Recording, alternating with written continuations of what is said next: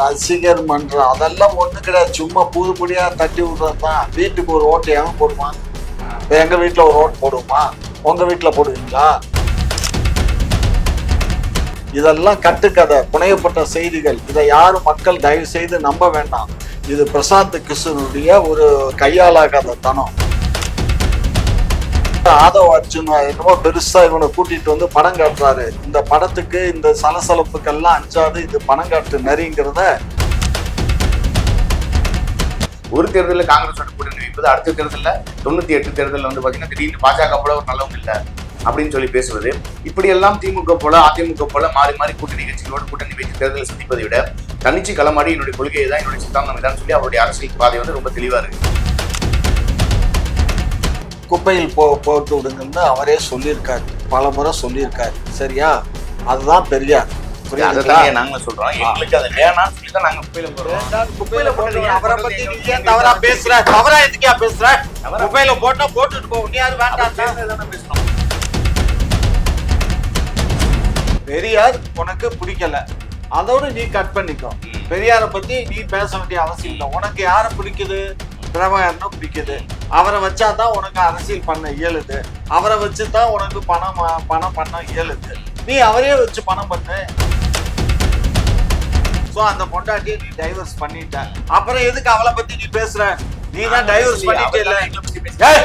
நான் சொல்றதுக்கு பாரு, டைவர்ஸ் பண்ண பின்னாடி அந்த பொண்ணை பத்தி பேச வேண்டிய அவசியம் உனக்கு எங்க வந்துச்சு? என்ன கேட்கிறோம்? அந்த கோட்டரையும் பிரியாணியும் நீ வாங்கி சாப்பிட்டியா? கொடுத்ததை பார்த்தேன். அதெல்லாம் நீ வாங்கி சாப்பிட்ட. அதனாலதான் நீ பிரியாணி கொடுத்தாங்க, மோட்டர் கொடுத்தாங்க. நான் எதுக்கு வாங்கி சாப்பிடுறேன்? அப்புறம் என்ன அதை பத்தி பேசுறோம்?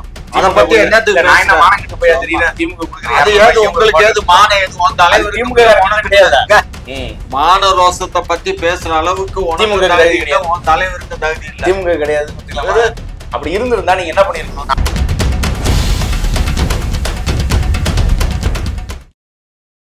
குக்கு செய்தி நேயர்களுக்கு வணக்கம். ஐயா, இப்போ ட்ரெண்டில் போய் இங்கே எடுத்து பார்த்தோம்னா பிரசாந்த் கிஷோரும் ஆதவ் அர்ஜுன் அவருடைய முன்னிலையில் அவர் மூலமாக விஜயை சந்தித்து ஓட்டு வீட்டுக்கு ஒரு ஓட்டு கண்டிப்பாக வாங்கி ஆகணுன்ற மாதிரி ட்ரெண்டு சொல்லியிருக்கிறார். அது தவிர அவர் பர்சன்டேஜும் சொல்லியிருக்கிறார். 15-20% இருக்குது அப்படின்னு சொல்கிறாரு. ஏற்கனவே நிறைய ஊடகங்கள் விவாதிச்சிருக்கு. 15-20% ஓட்டு இருக்குது, வீட்டுக்கு ஒரு ஓட்டு வாங்கிடுவாங்கன்னு சொல்லிட்டு நிறைய ஊடகங்கள் விவாதிச்சிருக்கு. அதை பற்றி டிஸ்கஸ் பண்ணியிருக்கிறாங்க. அவர் எப்படி ஒரு எலெக்ஷனுக்கு முன்னாடியே ஒரு 15-20% ஓட்டு இருக்குன்றத எப்படி ஐயா அவர் கணிச்சார்?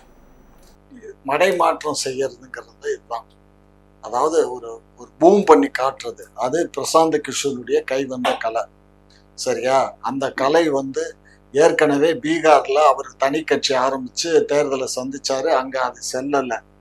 அதனால தமிழ்நாட்டு மக்கள் இழிச்சவாங்க, அதனால தமிழ்நாட்டு மக்கள்கிட்ட சொன்னா நம்புவாங்க அப்படின்னு சொல்றாரு. ஏற்கனவே கிட்டத்தட்ட 15 ஆண்டு காலமா அரசியல் கட்சி நடத்திக்கிட்டு அவர் இப்பதான் தத்து புத்துன்னு சொல்லி இப்பதான் ஒரு 20,000 ஓட்டு வாங்கி வந்திருக்காரு திரு சீமான் அவர்களே. அப்படி இருக்கும்போது நேத்து நீ கட்சி ஆரம்பிச்சுட்டு இன்னைக்கு 15-20% ஓட்டு வாங்குவேன்னு சொன்னா இது கேலிக்கூத்தான விஷயமா இல்லை. அது இதெல்லாம் என்னன்னு கேட்டீங்கன்னா, திமுகவே அந்த லெவல்ல தான், என்ன திமுக அந்த லெவல்ல தான் ஓட்டு வாங்குது. 25-26% தான். அப்படி இருக்கையில இவர் இதை வாங்குவாருன்னு சொன்னா அவர் ரசிகர் மன்றத்தை வச்சு சொல்றாருங்களா? ரசிகர் மன்றத்தோட எண்ணிக்கையை வச்சு சொல்றாருங்களா? ரசிகர் மன்றம் அதெல்லாம் ஒண்ணு கிடையாது. சும்மா புதுபடியா தட்டி விடுறதுதான். வீட்டுக்கு ஒரு ஓட்டு எவன் போடுவான்? எங்க வீட்டுல ஒரு ஓட்டு போடுவோமா? உங்க வீட்டுல போடுவீங்களா? இல்ல இவர் வீட்டுல போடுவாங்களா? இவர் வீட்டுல யாருக்கு போடுவாங்க? இவருக்கு போடுவாங்க, நாம் தமிழருக்கு. நாங்க திமுக போடுவோம். நீங்க யாருக்கு விருப்பம் இருக்கோ அவங்கள போடுவீங்க. அப்படி இருக்கும்போது எப்படி வீட்டுக்கு ஒரு ஓட்டை அவர் கொடுக்குவாரு? இதெல்லாம் கட்டுக்கதை, புனையப்பட்ட செய்திகள். இதை யாரும் மக்கள் தயவு செய்து நம்ப வேண்டாம்.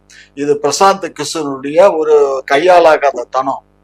அதனால ஆதவ் அர்ஜுன் என்னமோ பெருசா இவனை கூட்டிட்டு வந்து படம் காட்டுறாரு. இந்த படத்துக்கு இந்த சலசலப்புக்கெல்லாம் அஞ்சாது இது பணம் காட்டு நரிங்கிறத அவங்களுக்கு இதன் வாயிலாக சொல்லிக்கொள்ள. ஏற்கனவே அவர் ஏற்கனவே அவருடைய பீகார்ல அவர் சொந்த கட்சி தொடங்கி டெபாசிட் போச்சு. எந்த நம்பிக்கையில ஐயா அவரை போய் திரும்பவும் வந்து கூட்டின்னு வராங்க? அவரு ஒருவேளை அங்க என்ன நடக்குதுன்னு ரியாலிட்டி தெரியாம தமிழ்நாடு வந்து அவர் மேல ஒரு பெரிய ஒரு ஒப்பீனியன் வச்சிருக்குங்களா? அதாவது திமுக வந்து போன முறை வந்து இவர் ஒர்க் பண்ணாரு எப்போ நான் சட்டமன்ற தேர்தல்ல, அதனால இவரு வச்சா அதே மாதிரி திமுக ஜெயிச்ச மாதிரி ஜெயிச்சிடலாம் அப்படிங்கிற ஒரு பகல் கனவு. அந்த பகல் கனவு எல்லாம் செல்லாது. ஏன்னா இது மக்கள் வந்து ரொம்ப சரியா இருக்காங்க. போன முறை இவர் வரலைனாலும் திமுக இப்ப ஆட்சி அமைச்சிருக்கோம். ஏன்னா கண்டினியூவா திரு அண்ணா திராவிட முன்னேற்ற கழகம் 10 ஆண்டு காலம் ஆட்சி பண்ணிருச்சு. அம்மாவுடைய இதுலதான் ஜெயிக்க முடிஞ்சுச்சு அவங்களால. அம்மா இறந்து நான் அந்த எம்எல்ஏ வச்சு 4 ஆண்டு காலம் திரு எடப்பாடியார் ஆட்சி பண்ணார், அவ்வளவுதான். ஆகையினால இதெல்லாம் வந்து புனையப்பட்ட செய்திகள், கட்டுக்கதைகள் இதெல்லாம் செல்லாது. ஆதவ அர்ஜுன் வந்து அவர்கிட்ட பைசா இருக்கு, அதனால எதையும் செஞ்சு பார்க்கலான்னு அவரு பாக்குறாரு. இவர்கிட்டயும் தம்பிகிட்டையும் நிறைய பணம் இருக்கு, விஜய்கிட்டையும். அது தவிர அமெரிக்கால இருக்கக்கூடிய அவங்களுடைய அந்த நிறுவனம் இருக்கு பாருங்க, அவங்களுடைய அந்த அந்த அந்த நிறுவனத்தின் மூலியமா அவங்களுக்கு பொருளாதாரம் நிறைய வருது. நன்கொட ஆமா, வாய்ஸ் ஆஃப் கம்யூனிகேஷன்ஸ் நிறுவனம் இருக்கு. அது அவருடைய நிறுவனம் மட்டும் இல்ல, நம்ம அதாவது கண்ணு அங்க இருக்கக்கூடிய சில சாமியார்கள் இருக்காங்க, கிறிஸ்துவ மிஷினரிஸ் இருக்கு. யாரு? கத்தோலிக்கினுடைய அங்க இவங்களுக்கு ஒரு ஃபாதர்னா அங்க இருக்க ஒரு இது வந்து இவங்களுக்கு ஸ்பான்சர் பண்ணுது. அது இவருடைய தாய் மாமா ஒருத்தர் ஃபாதரா இருக்காரு. அவரு அந்த கத்தோலிக்க திருச்சபையில இருக்காரு. அவருடைய அண்ணன் வந்து மலையாள காலேஜ்ல ஓல்டு அன்மனியனுடைய பிரசிடண்டா இருக்காரு. துபாயில பிரான்ச் வச்சிருக்காங்க.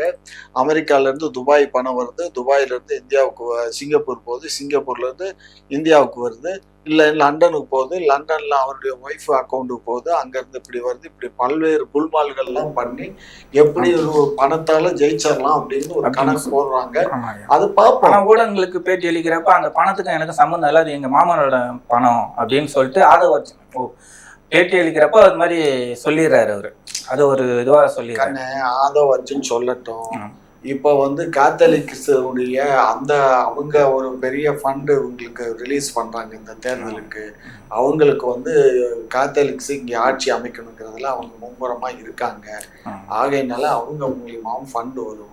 இதுல வந்து யார் ஃபண்டு வந்து யார் பணம் வாங்கினாலும் மக்களுக்கு சௌகரியமா பணம் கிடைச்சா நல்லா இருக்கட்டும். ஆமா, அவங்க ஒரு வரலாறு சொல்றாங்க. அவங்க ஒரு வரலாறு சொல்லி இந்தியாவே வந்து ஏற்கனவே வந்து ஒரு கிறித்துவ நாடா வந்து அறிவிக்கணும்ன்ற மாதிரி அவங்க ஒரு வரலாறு சொல்றாங்க. அந்த மாதிரி ஒரு இது இருக்கு, சூழ்நிலை இருக்கு.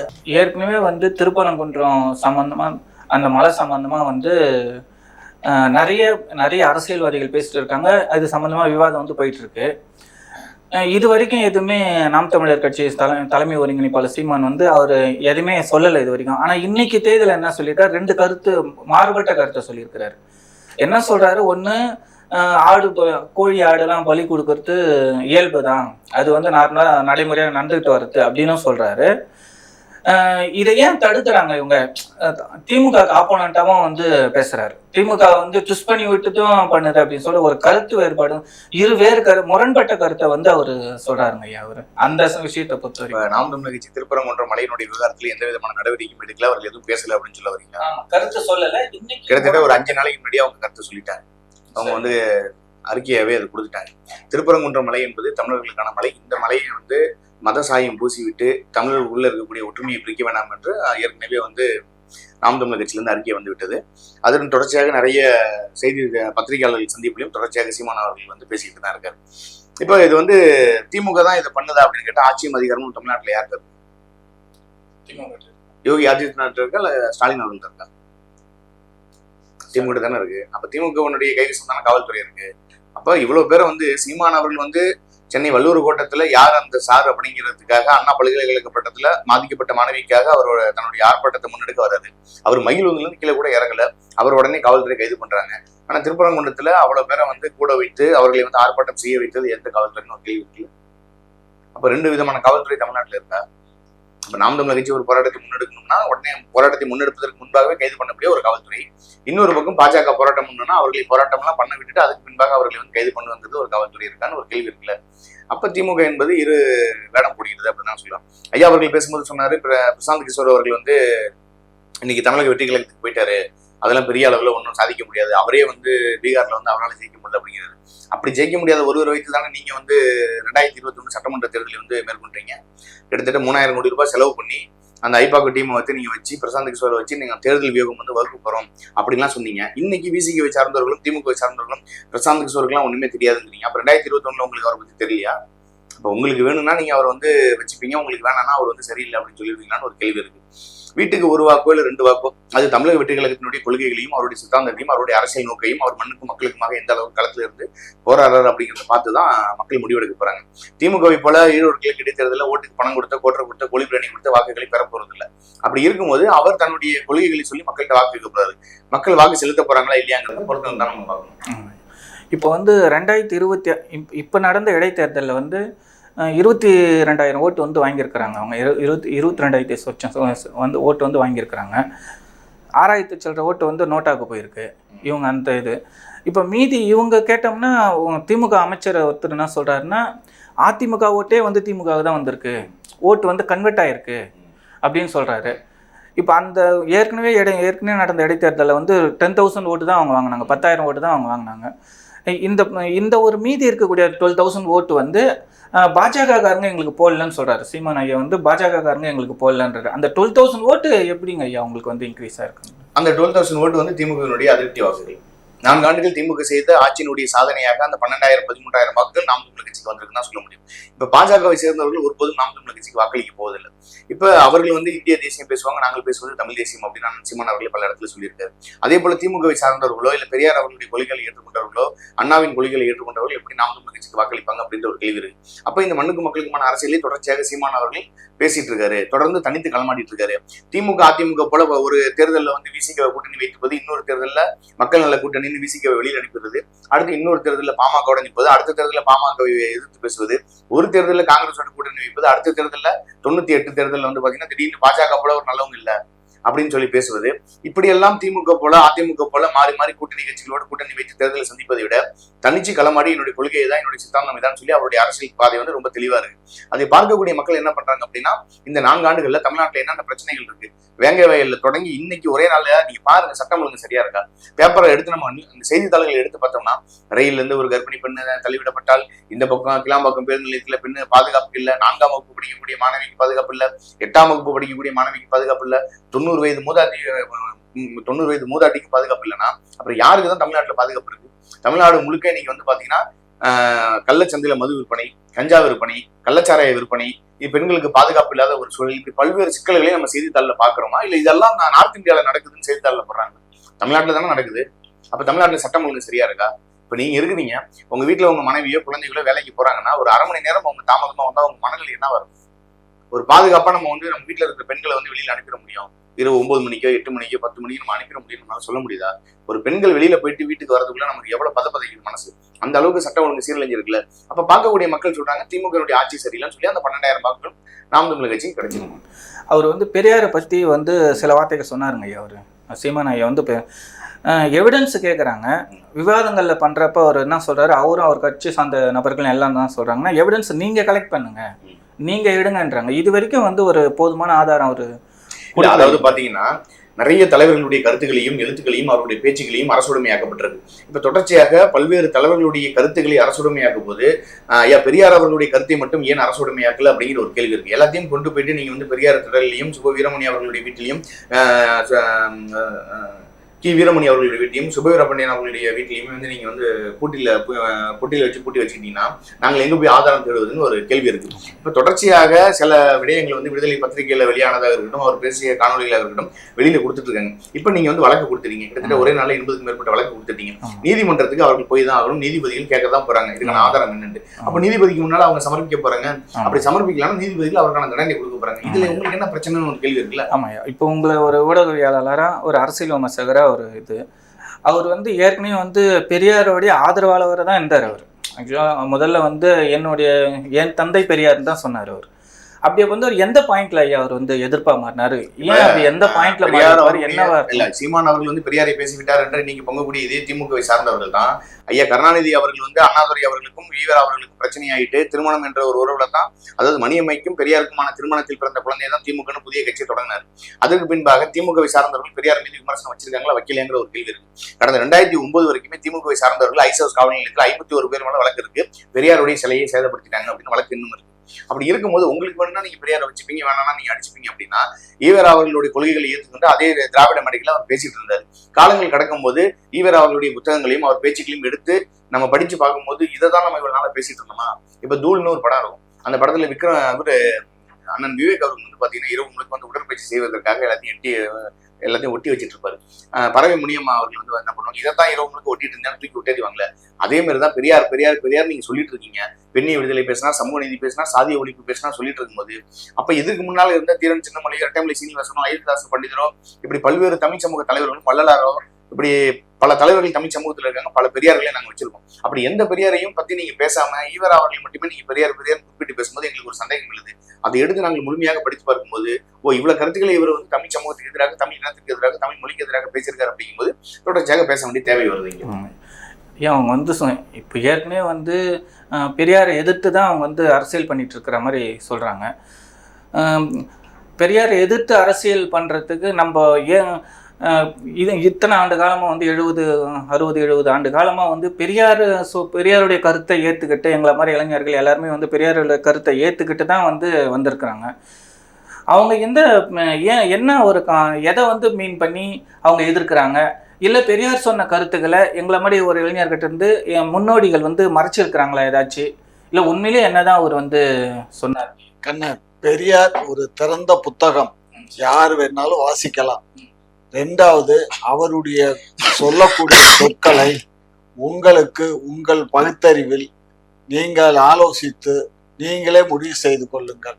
உங்களுக்கு தேவையானால் எடுத்துக்கொள்ளுங்கள், தேவையில்லை என்றால் குப்பையில் போட்டு விடுங்கள்னு அவரே சொல்லியிருக்காரு, பல முறை சொல்லியிருக்காரு. சரியா? அதுதான் பெரியார். நாங்களும் சொல்றோம், எங்களுக்கு அதை வேணாம்னு சொல்லிதான் நாங்க குப்பையில போடுறீங்க. அவரை பத்தி நீ ஏன் தவறா பேசுற? தவறா எதுக்கா பேசுற? குப்பையில போட்டா போட்டுட்டு போ. நீ யாரு? வேண்டாம் பேசுறதுதானே பேசுறோம். இத பாரு, நான் என்ன சொல்றேன்னா, அவரை பத்தி பேசுறதுக்கு நீ யாரு? உனக்கு தான் பிடிக்கலன்ற இல்ல, அவரும் பிடிக்கல, அவரும் அவரு காட்டு மிராண்டின்னு சொன்னாரு. அன்னைக்கு நீ எங்க பிறந்த? நீ என்னைக்கு? அப்புறம் என்ன கேட்க? அன்னைக்கே கேட்டுக்கணும். அன்னைக்கு கேட்டு உங்களுக்கு உங்களுக்கு எனக்கு வாய்த்த எப்படிதான் வருது. அதாவது ஒரு விஷயம் என்னன்னா, பெரியார் உனக்கு பிடிக்கல, அதோட நீ கட் பண்ணிக்கோ. பெரியார பத்தி நீ பேச வேண்டிய அவசியம் இல்லை. உனக்கு யார பிடிக்குது? பிரபாகரனை பிடிக்குது. அவரை வச்சாதான் உனக்கு அரசியல் பண்ண இயலுது. அவரை வச்சுதான் உனக்கு பணம் பண்ண இயலுது. நீ அவரே வச்சு பணம் பண்ணு. யாரு வேண்டாம்னா? பெரியார சொன்னா எவன் பணம் தருவேன்? ஒருத்தன் தரமாட்டான். அது உங்களுக்கே தெரியுது. இங்க பாரு, எங்களுக்கு தெரியாமல நாங்க இருக்கோம். எங்களுக்கு தெரிஞ்சதுனாலதான் நானும் அவருக்கு அந்த காலத்திலேயே 3500 ரூபாய் கொடுத்து 67 வந்து நான் மதுரையிலேயே கூட்டம் போட்டவன் பெரியார வச்சு. ஆகையினால நீங்க நினைக்கிற மாதிரி எல்லாம் ஆமா தம்பி. அதுல ஏன் அப்புறம் என்ன, அவரு வேணும் என்ன தண்ணியில ஓடுமா? அவர் கூட வரக்கூடிய டிரைவர்கள் எல்லாம் வந்து சாப்பிடாம வசூல் பண்ணி அவர் என்ன தலையில சுமந்துட்டா போனாரு? அவரு சம்பாரிச்ச காசு எல்லாத்தையும் தான் மக்களுக்காக பல்கலைக்கழகத்தை ஒரு கருணாநிதியும் கோடிக்கணக்கான சொத்துக்களை சேர்த்தாரு. அவர் என்ன சுமந்துட்டா போனாரு? அவர் சுமந்துட்டு போல அறிவாலயம் ஒரு ட்ரஸ்ட போட்டு ஏழை எளிய மக்களுக்காக எழுதி வச்சிருக்காரு. தந்தை பெரியார் என்ன பண்ணிருக்காரு தெரியுமா? இன்னைக்கு வந்து வல்லத்துல வந்து இன்னைக்கு தந்தை பெரியாருடைய பல்கலைக்கழகம்னு ஒரு பெரிய பல்கலைக்கழகத்தை ஆரம்பிச்சு, அந்த பல்கலைக்கழகத்துல இலவச கல்வி கொடுக்குறாரு. இலவச கல்வி சும்மா ஃபார்மாலிட்டிக்கு தான், அவ்வளவுதான். ஏன்னா அந்த டீச்சர்ஸுக்கு எல்லாம் சம்பளம் கொடுக்கணும் இல்ல. அவர் நிறைய கட்டடங்களை எல்லாம் கட்டியிருக்காங்க, வச்சிருக்காங்க. பல கோடி ரூபாய் இன்வெஸ்ட்மெண்ட் பண்ணி தான் பண்ணியிருக்காங்க. அது நடக்குது. ரெண்டாவது, பெரியாருடைய ட்ரஸ்ட் போட்டு அது தனியா இங்க இயங்குது. இது மாதிரி பெரியாரை பத்தி நீங்க தரைக்குறைவா பேசுறத தரைக்குறைவா யாருமே பேசலையா? அவர் பேசின வார்த்தைகளை திருமணம் பாரு, நீங்க எடுத்து பேச வேண்டிய அவசியம். உங்களுக்கு தான் பெரியார் வேண்டான்னு தான் நீங்க ஒதுங்கிப்போ. நான் என்ன சொல்றேன், ஒரு பொண்டாட்டியை கட்டுறேன். சோ அந்த பொண்டாட்டியை நீ டைவர்ஸ் பண்ணிட்ட, அப்புறம் எதுக்கு அவளை பத்தி நீ பேசுற? நீ தான் டைவர்ஸ் பண்ணிட்டே இல்ல. நான் சொல்றேன் இங்க பாரு, டைவர்ஸ் பண்ண பின்னாடி அந்த பொண்ணை பத்தி பேச வேண்டிய அவசியம் உனக்கு எங்க வந்துச்சு? என்ன கேக்குறோம், தமிழ்நாட்டு மக்களே பெரியாரை டைவர்ஸ் பண்ணிட்டோம், பெரியார் எதுக்கு கொண்டு வந்து எங்கிட்ட திணிக்கிறீங்க? நீ மட்டுமா தமிழ்நாடு புடுங்குது? உனக்கு என்ன இருக்கு? ஒரு என்ன மொத்த வாக்கை என்ன வாக்கு வாங்கியிருக்க? நாங்க பல கோடி வாக்குல வாங்கினாலும் சும்மா பிரசாந்த் கிஷோர் மாரி ஒரு ஆளை வைக்காம 9 கட்சி 10 கட்சியோட கூட்டணி பாரு, இந்த கதையெல்லாம் பிரியாணி கொடுக்காம, ஓட்டுக்கு பணம் கொடுக்காம, பெரிய பெரிய நடிகர்களை கூப்பிட்டு பிரச்சாரம் பண்ணாம, ஆடல் பாடல் நிகழ்ச்சி போடாம, காவாலா பாட்டு போடாம, பெண்களை அரைகுறை நிர்வாணத்தோட டான்ஸ் ஆட விடாம, எங்களுடைய கொள்கைகளையும் சித்தாந்தத்தையும் சொல்லி அவர் வாக்கு கேட்டிருக்காரு. அது விழுந்த ஒரு வாக்கா இருந்தாலும் அது உண்மைக்கும் நேர்மைக்குமான வாக்கா இருக்கு. நீங்க உண்மைக்கும் நேர்மைக்கும் ஆன வாக்க நீ வச்சுக்க. உன்னை யாரும் நாங்க இங்க கிரிட்டிசிசம் பண்ணல. எங்களை பத்தி நீ தேர்தல்ல பரப்புரையில எங்க கட்சியை பத்தி பேசு, எங்க கட்சி இதை செய்யலாம் அதை செய்யலாம், மக்களுக்கு இதை பண்ணலாம், என்ன பண்ணிருக்கீங்க? நாங்க எதை பண்ணல, எல்லாத்தையும் பண்ணிட்டு தான் தமிழர்களே பண்ணிட்டீங்களே இங்க. அதெல்லாம் நாங்க பண்ணிட்டு தான் இருக்கோம். நாங்க இங்க பாரு, நாங்க எதுவுமே பண்ணலைன்னு சொல்ற அளவுக்கு உனக்கு வயசும் இல்ல, தகுதியும் இல்ல, அத விமர்சனம் பண்ணக்கூடிய அளவுக்கு உனக்கும் சரி உன் தலைவருக்கும் துப்பும் இல்ல, இதுவும் கிடையாது. புரிஞ்சுக்கோ. அதெல்லாம் நிறைய பண்ணிருக்காங்க. ஆகையினால எங்க தந்தையை பத்தி நீ தயவு செய்து நீங்க பேசாதீங்க. உங்களை பத்தி நாங்கள் ஏதாவது பேசுனா நீங்க திராவிடம் பண்ண சாதனைகள் நம்ம பேசணும்னா டாஸ்மாக் கடையை திறந்ததா இருக்கட்டும், கஞ்சா பழக்கத்தை கொண்டதா இருக்கட்டும், பெண்களுக்கு பாதுகாப்புள்ளதா இருக்கட்டும். நீ லூசா? அத யாரு திறந்தா? லேபர் தானே அரசாங்கம் தான். டாஸ்மார்க்ங்கிற பேரை வச்சு கடைகளை ஆரம்பிச்சதே யாரு? நீங்க தான். யாரு ஆரம்பிச்சா? நீங்க தான். ஜெயலலிதா ஆரம்பிச்சு நீங்க ஏன் இப்ப நடத்துறீங்க? இங்க பாரு, உங்களுக்கு அதிமுக பிடிக்காது இல்ல? ஜெயலலிதா பிடிக்குதா பிடிக்கலையா? ஆனா அவங்க திறந்து டாஸ்மாக் மட்டும் பிடிச்சிருக்கு. இங்க பாரு, டாஸ்மாக்ல இன்னைக்கு 50,000 பேர் வேலை பாக்குறான். மாற்று வேலையை உருவாக்குங்க. மாற்று வேலையை என்னத்த நீ உன் தலைவர் சொல்லுவாரு, எல்லாத்தையும் ஹைடெக்கா மாடு மேய்க்க அனுப்பு, ஆடு அனுப்பு, எவன் போவேன் டாஸ்மாக்ல வேலை பார்க்க. எதுக்கு ஒரு துறை, அதுக்கு ஒரு பால். நான் என்ன சொல்றேன் கேளு. இந்த டாஸ்மாக்கு கீழே இருக்கு, எவனாவது ஒருத்தனே நான் உனக்கு 4 மாடு பால் மாடு கறவை மாடு வாங்கி தர்றேன், நீ பாலை ஊத்தி அந்த கடனையும் கட்டிக்க, நீ பொழைச்சுக்கன்னு சொல்லு, எவனாவது வர்றான்னு பாரு. எல்லாரையும் குடிக்க வச்சாச்சு, சும்மா இங்க பாரு, நீங்க வாய்க்கு பத்தாம பேசுறீங்க. நீ ஆமா, நாங்க ஆமா எங்களை மாதிரிதான் வாய்க்கு பத்தாம பேசுற பேச்சு இதெல்லாம் நடைமுறைக்கு சாத்தியம் இல்ல. ஈரோட்டு மக்கள் உங்களுக்கு ஏதோ பாவம், அது கூட அந்த அதிகமா அங்க இருக்கக்கூடிய உண்மையாகவே திமுக 4 ஆண்டு ஆட்சி நல்லா இருந்தா திமுக மிகப்பெரிய அளவில் இன்னும் வாக்குகளை பெற்றிருக்கும். ஏன்னா கிட்டத்தட்ட 9 கட்சிகளோட கூட்டணி, வாக்குகளுக்கு பணம் போற்ற கொடுத்து, கோழி பிரியாணி கொடுத்து, எதிர்கட்சியினுடைய வட்டச் செயலாளர், சதுர செயலாளர், சங்கு செயலாளர், பொந்து செயலாளர் எல்லாருக்கும் பணத்தை கொடுத்து, தேர்தல் ஆணையமே பணம் கொடுக்கும்போது வேடிக்கை பார்க்கக்கூடிய காட்சிகளையும், கள்ள ஓட்டு போட்ட காட்சிகளையும், தேர்தல் ஆணையம் மறுநாள் கள்ள ஓட்டே போடலைங்கிறாங்க. ஒரு பெண்மணி சொல்றாங்க, நான் வாக்குகளே போடல, என்னுடைய வாக்குச்சீட்டு இருந்தா இருக்கு, என்னுடைய தேர்தல் அடையாள அட்டை இங்க இருக்கு, நான் கையெழுத்து போட்ட நோட்டை காட்டுங்க, நான் கையெழுத்து போடவே இல்லை அப்படின்னு சொல்றாங்க. ஆனா மறுநாள் தேர்தல் அதிகாரி என்ன சொல்றாரு, இங்க கள்ள ஓட்டே போடலங்கிறாரு. இப்படி பல்வேறு அதிகாரங்களை பயன்படுத்தியுமே அவங்களால பெரிய அளவில் வாக்கு வாங்க முடியலையா? பாரு, நீ அந்த கோட்டரையும் பிரியாணியும் நீ வாங்கி சாப்பிட்டியா? கொடுத்ததை பார்த்தேன். அதெல்லாம் நீ வாங்கி சாப்பிட்டு, அதனாலதான் நீ பிரியாணி கொடுத்தாங்க, கோட்டர் கொடுத்தாங்க. அப்புறம் என்ன அதை பத்தி பேசுறோம்? அதை பத்தி என்னத்துக்கு உங்களுக்கு ஏது மான எது தலைவர் மான ரோசத்தை பத்தி பேசுற அளவுக்கு உனக்கு தலைவருக்கு தகுதி இல்லை. திமுக கிடையாது. அப்படி இருந்திருந்தா நீங்க என்ன பண்ணிருக்கணும்? 4 ஆண்டுகள் நாங்க ஆட்சி பண்ணிருக்காங்க. பெண்களுக்கு மாதம் 1000 ரூபாய் கொடுத்துருக்கோம், இலவச பேருந்து கொடுத்துருக்கோம், பெண் பிள்ளைகளுக்கு கொடுத்துருக்கோம். தமிழ்நாட்டுல பெண்கள் பாதுகாப்பாக இருக்காங்க. தமிழ்நாட்டுல டாஸ்மாக நாங்க மூட போறோம். இங்க சட்டம் ஒழுங்கு சரியா இருக்கு, கஞ்சா விற்பனை இல்ல, காவலர்கள் ரொம்ப பாதுகாப்பா இருக்காங்க, இந்த நாட்டு மக்களும் நல்லா இருக்காங்கன்னு சொல்லி வாக்கு இருக்கணும். எதுக்கு காந்தி நோட்டை கொடுத்து வாக்கு கேட்கறீங்க? பெரியாருடைய புகைப்படத்தை மட்டும் கேட்க இதெல்லாம் தவறு. காந்தி அப்ப யாரு கொடுத்தா ஓட்டுக்கு பணம்? நாங்க பணம் கொடுக்கல, நீங்க கொடுக்கல, உங்க கட்சிக்காரங்க வேற யாரும் கொடுத்தாங்களா? நீங்க செட்டப் பண்ணி நீங்களே கொடுத்து அதை சரி, ஆட்சியும் அதிகாரம் உங்ககிட்ட இருக்கு, நாங்க செட்டப் பண்றோம், நாங்களே காணொலி வருகிறோம்னா நீங்க போய் கம்ப்ளைண்ட் கொடுக்க வேண்டியதானே? கம்ப்ளைண்ட் கொடுத்துருக்கோம்ல. எங்க கொடுத்தீங்க? எத்தனை பேர் கைது பண்ணீங்க? கைது பண்ணது அவன் தேர்தல் கமிஷன்ல பண்ணணும். தேர்தல் விதிமுறை வந்துருச்சுன்னா எங்க கண்ட்ரோல் கிடையாது. தேர்தல் நடத்தக்கூடிய விதிமுறை அந்த தேர்தல் அதிகாரிக்கு தான் இருக்கு. தெரியுங்கய்யா, நாங்க அவர்கிட்ட கம்ப்ளைண்ட் கொடுத்துட்டீங்க. ஆமா, அவங்க பிடிப்பாங்க, உங்களை தான் பிடிப்பாங்க. நீங்களும் மூர்த்தியும் தானே அங்க போனீங்க, ஏர்போர்ட் நீங்களும். ஆமா, உங்க 2 பேர்த்த தான் பிடிக்கும். நீங்க ரொம்ப பேத்துக்கு அங்க பணப்பட்டுவாடா பண்ணதா கேள்விப்பட்டேன். ஆமா ஐயா, என்ன பண்றது, திமுக காரங்க கூட கூப்பிட்டாங்க, வேலை காசு கொடுத்தா வரியான கூட விட்டாங்க. ம். அதாவது அவங்களுக்கு வந்து நீங்க சொல்ற மாதிரி லாங் விஷன், அப்படியே ஒரு ஒரு தொலைநோக்கு பார்வை அவங்களுக்கு இருந்திருந்தா அவர்கள் வந்து எப்போதுமே களத்துல இறங்கி இந்த மண்ணுக்கும் இந்த மக்களுக்குமான அரசியல் என்ன, மக்களுடைய தேவை என்ன, இந்த மக்கள் எதற்காக இங்க இவ்வளவு பெரிய கஷ்டப்படுறாங்க, சாலைகள் ஏன் சரியாக இல்லை, இங்க ஏன் குடிநீர் தட்டுப்பாடு இருக்கு, இங்க ஏன் வந்து இயற்கை சார்ந்த விடயங்கள் இங்க அளிக்கப்படுகிறது, கேரளாவில் இருந்து கோழி கழிவுகளும் மருத்துவ கழிவுகளும் ஏன் கொண்டு வந்து கொட்டுறாங்கன்னு ஏன் இது வரைக்கும் வந்து விஜய் அவர்கள் வாய் திறந்து பேசல. விஜய் அவர்களுக்கு 2 கண்ணும் நல்லா தெரியும்ல. அவர் தான் சொல்றாருல்ல, நாங்கள் வந்து எல்லா பிரச்சனையும் நாங்க பாக்குறோம், பரந்தூர் விமான நிலையத்துக்கு போவோம், வேங்கவேலுக்கு போவோம்னு சொல்லக்கூடிய நீங்கள் வாய் திறந்து பேசுங்க. ஒரே ஒரு முறை விஜய் அவர்கள் கேரளாவில் இருந்து கோழி கழிவுகள் தமிழ்நாட்டுக்குள்ள கொட்டப்படுகிறது, மருத்துவ கழிவுகள் கொட்டப்படுகிறது, கேரள அரசுக்கு என்னுடைய வன்மையான கண்டனங்கள் சொல்லுங்க. அடுத்த படம் கேரளால ஓடிடுமா, வசூல் பண்ணிருமா?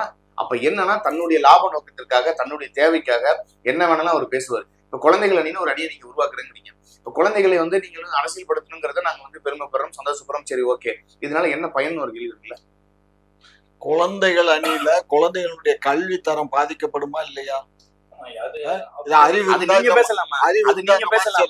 மோடி தமிழ்நாட்டுக்கு வராருன்னு சொல்லிட்டு பள்ளி மாணவர்களை நிக்க வைத்த நீங்க பேசலாமா? சொல்லுங்க, நீங்க பேசலாமா?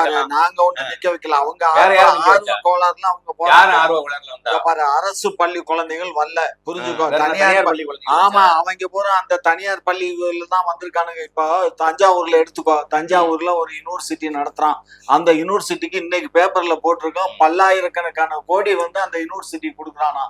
அரசுக்கு கொடுக்காம தனியார் நடத்தக்கூடிய அந்த பல்கலைக்கழகத்துக்கு, சாஸ்திரா பல்கலைக்கழகத்துக்கு பல கோடிகள் வந்து போகுதான். அவன் இப்ப இவ்வளவுக்கும் அவன் வந்து ஒரு பாப்பேன், அவன் எனக்கு நல்லாவே தெரிஞ்ச பாப்பான். திமுகவுக்கு தெரிஞ்சவன் இல்ல, நான் திமுகவுல இல்லாத போதே அவனை எனக்கு தெரியும். நான் பாரதிய ஜனதா கட்சியில இருக்கும் போது அந்த ஆளு கூட ஒரு நாள் பிரயாணம் பண்ணிருக்கேன். ஆமா ஆமா, ஓனர் கமிஷன் கொடுப்பாரு, நீயும் வா, சேர் வாங்கிக்கோ, இல்லைன்னா சாக்கு எடுத்துட்டு வா, மூடையில கட்டிட்டு போலாம்.